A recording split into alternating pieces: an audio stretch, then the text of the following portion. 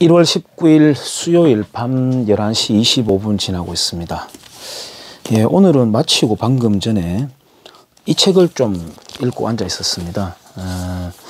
누가 저에게 읽어보라고 권했습니다. 요즘 아이들이 학교에서 배우는 역사 내용이 이 책에서 많이 교차되는 거 있다고 해서 어떤가 싶어 한번 봤습니다. 중고로 사가지고. 만주벌의 항일 영웅 김좌진, 우리가 몰랐던 김좌진 장군 이야기, 어린 시절 민족운동, 암살의 진실, 인간적인 면모들 뭐 이렇게 되어 있는데요.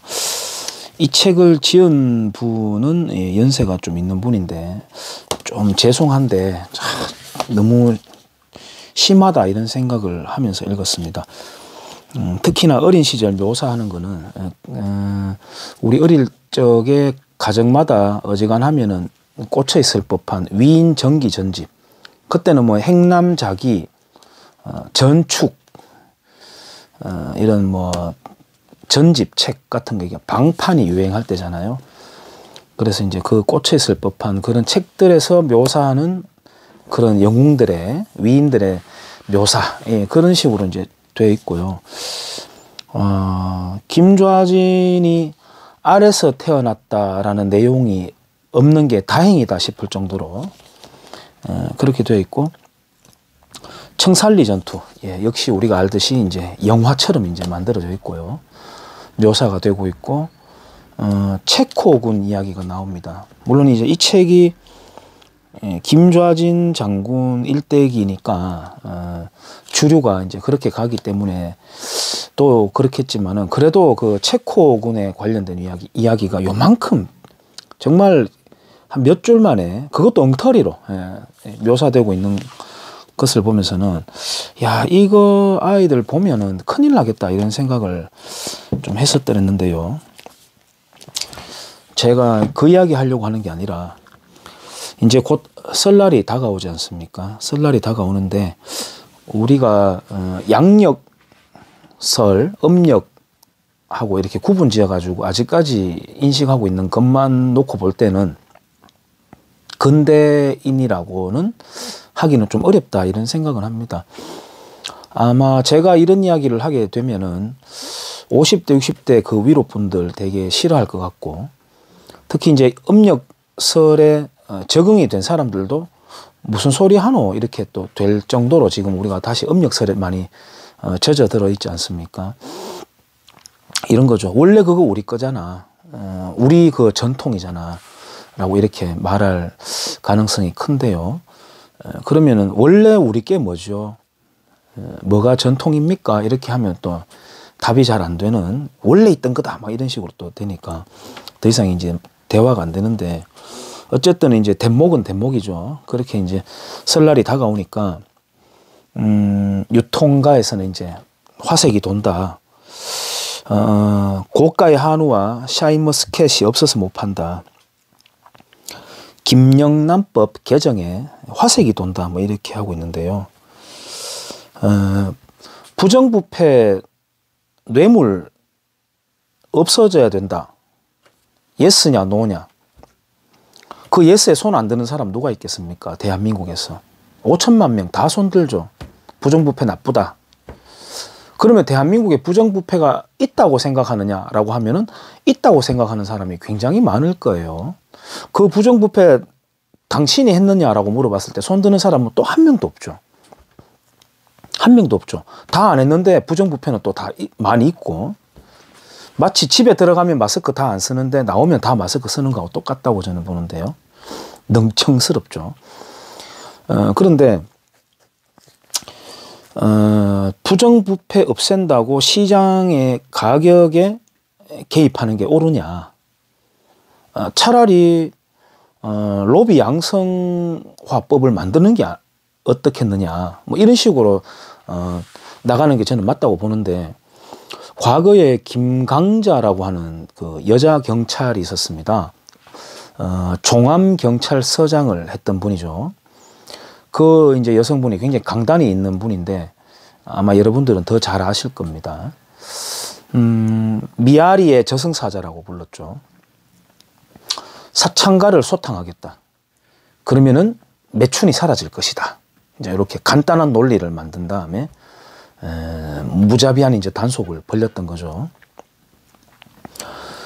사창가는 뭐 서울 청량리 588, 뭐 대구의 자갈마당, 우리 경주 같은 경우에는 뭐 300고지, 뭐 우리 세대만 하더라도 그 다음 세대는 제가 안 들어봐서 모르겠는데 군대 가기 전에 막 남자 친구들끼리 술 마시고 이렇게 이제 꽐라되도록 먹고 막, 야 저기 가서 딱지 한번 떼고 가 군대 가기 전에 막 이렇게 하는 뭐 그런 거 있지 않았습니까? 저는 그렇게 해서 가지는 않았습니다만은 그거 없앤다고 그 김강자 씨가 그렇게도 이제 무서운 칼날을 들고 춤을 춰대니까 없어졌죠. 없어지고 어떻게 됐습니까? 바로 우리 이웃에 있을지도 모르는 오피스텔로 숨어들거나 각양각색의 창조력이 꽃을 피면서 다 숨어버렸지 않습니까? 그거 박정희 대통령이 원래 보니까 성병이 너무 막 창궐하더라. 매춘이 문란하니까 성병이 창궐하더라. 그래서 차라리 관리하자. 이거는 인간의 본성이다. 그거 안 하고 왜 사노? 그래서 차라리 관리하는 여성들을 두고 해소할 사람은 해소해라.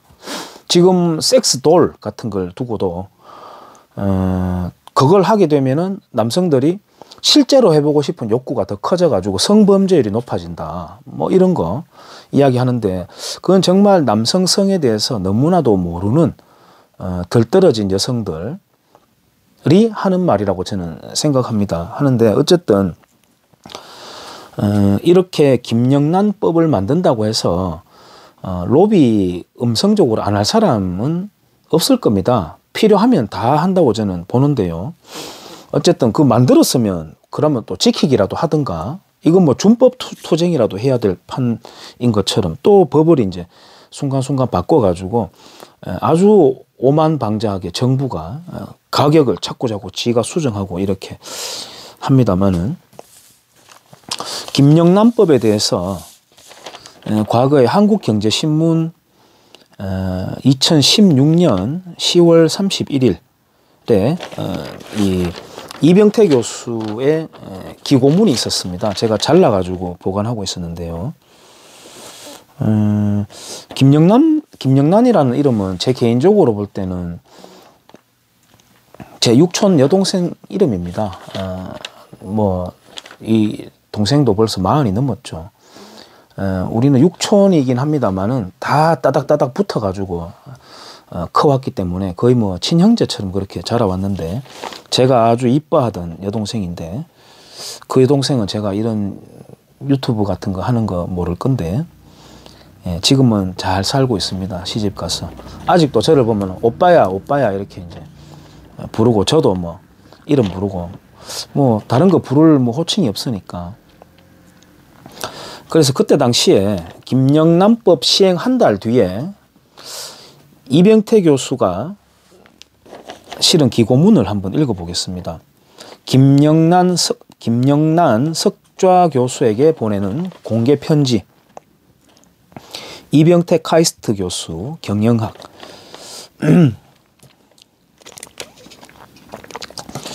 김영란 석좌 교수님, 최근 교수님은 더치페이 좋지 않나요? 라고 하셨지요. 네, 아주 좋습니다. 그런데 김영란법은 그걸 할 수 있는 모임을 없애서 소통과 지식의 교류가 메말라가고 있습니다. 이대로라면 대학은 지적 암흑기를 피할 수 없을 것입니다. 김영란법은 직무 연관성이 있는 사람들 간의 금전적 거래와 제한을 불법화하고 있습니다. 스승의 날에 꽃 한 송이 달아주는 게 범죄이며 지도교수가 학생 논문 심사를 위해 외부에서 온 교수에게 커피 한 잔을 줘도 안 된다고 합니다. 학생이 선생님께 캔커피를 드려도 신고 대상이라고 합니다. 위탁 교육을 부탁한 최고 경영자가 강의 교수를 만나는데 차 한 잔도 더치페이를 하라니 교수들을 오라 하지도 못합니다. 이게 당신이 꿈꾼 정상적이고 아름다운 나라인가요? 국민권익위원회는 서울대가 국공립대학이 아니라며 교수들의 외부 강의료를 국립대 교수의 반 이하 최대 시간당 20만 원으로 주라고 합니다. 김 교수님, 어떤 서울대 교수보다 김 교수님이 5배 많은 강사료를 받아야 할 이유가 납득이 갑니까? 최저임금은 들어봐서도 최고임금을, 그것도 소속 기관에 따라 차등 제한하는 시장경제 나라를 들어본 적 있습니까? 교수님은 거절의 문화를 만들어 가자고 제안하셨습니다. 그런데 거절이 아니라 꼭 필요한 제안에 재갈을 물리고 있습니다. 새로운 산업혁명이 진행되는 지금 기업이 인식하지 못하는 새로운 과제나 연구 데이터의 활용을 교수가 먼저 요청할 수 없습니다. 이런 제안을 먼저 하면 금품 요구라는 것입니다. 김 교수님은 대학원 지도 학생의 학비와 생활비를 보조해주고 해외 학회 참가비를 마련해주는 일을 하시나요? 저 같은 보통의 교수들은 그 일을 해야 합니다. 산학협력 프로젝트 교수의 생계수단이 아니라 학생의 연구와 생계를 지원하는 일입니다. 세계적으로도 학회와 포럼 등은 대부분 기업의 후원을 받아 개최됩니다. 그런데 그런 행사를 위해 교수가 기업 후원을 먼저 요청하면 범죄라고 합니다. 학생과 기업, 그리고 국가에 기여하고자 하는 교수의 강의와 산학 과제를 모두 우회적 뇌물로 간주한 이 법 아래서 지식인으로서의 자존심은 어디에도 남아있지 않습니다. 김영란법을 현대판 분서갱유이자 지식사회에 대한 테러라고 한다면 극단적인 견해입니까? 혹시 김 교수님께서는 권익위가 배포한 교원 과외활동 사전신고서를 작성해 보셨는지요? 교육, 홍보, 토론회, 세미나, 공청회, 회의, 심사, 평가회, 언론 기고, 방송 출연 등 모든 외부 행사에 대해 사전 신고를 해야 합니다. 그리고 그런 활동에 대해서 사전에 주제와 사유를 적어내고 사례금과 교통비, 숙박비, 식비 등을 적어내야 합니다. 요청자의 개인정보는 물론 얼마짜리 밥을 주느냐고 물어보고 신고하는 것이 자유민주주의 국가에서 있을 수 있는 일입니까? 교수님은 김영란법 대상자들이 특권층이라 일반 국민에 비해 더 많은 속박과 견제를 받고 살아야 한다고 믿으십니까? 박사 학위를 받고 일용직 근로자 임금 수준의 강사료를 받는 시간 강사들에겐 정부 고위직에 있었다는 이유만으로 명문대 석좌 교수에 임용되는 것은 엄청난 특권으로 보일 것입니다. 학문에서 일가를 이룬 석학들에게 주는 존경의 타이틀을 해외에서는 석좌 교수라고 부릅니다. 저는 김 교수님의 사례를 비난할 의도가 아니라 특권이라는 것이 보는 사람에 따라 얼마나 다른 것인지를 말씀드리고자 하는 것입니다. 김 교수님은 내 제안과 다른 직무 관련성과 국회가 확대한 적용 대상의 문제를 갖고 시비를 거느냐고 반문할지 모르겠습니다. 그러나 표라면 영혼도 파는 국회와 영혼 없는 강요들, 그리고 철학적 고민과 경제적 식견도 없이 여론에 따라 대부분의 규제를 합헌이라고 판결하는 사법부를 잘 아신다면 그간 김 교수님의 침묵은 온당치 못했습니다. 저도 부정청탁과 금품수수에 대한 강력한 처벌을 쌍수를 들어 지지합니다. 그런데 우리 국민도 다른 나라에서 정상으로 간주되는 자유는 누리고 살아야 하지 않겠습니까? 이 호소를 김 교수님께 드리는 이유는 국회와 권익위가 해석을 두고 다투는 것만으로는 비정상을 정상으로 되돌릴 수 없기 때문입니다. 김 교수님만이 건설적인 사회적 논의에 물꼬를 틀 수 있기 때문입니다. 우리 시간강사법도 마찬가지고 도서정가제도 마찬가지고 무언가 이렇게 하면 더 낫다, 너희들에게 더 편익이 가게 될 것이다 라고 손질을 하면 할수록 오히려 중증으로 가는 것을 우리가 볼 수 있습니다. 공교롭게도 이 기고문이 나왔던 날짜가 2016년 10월 31일입니다. 박근혜 정부 때였고요.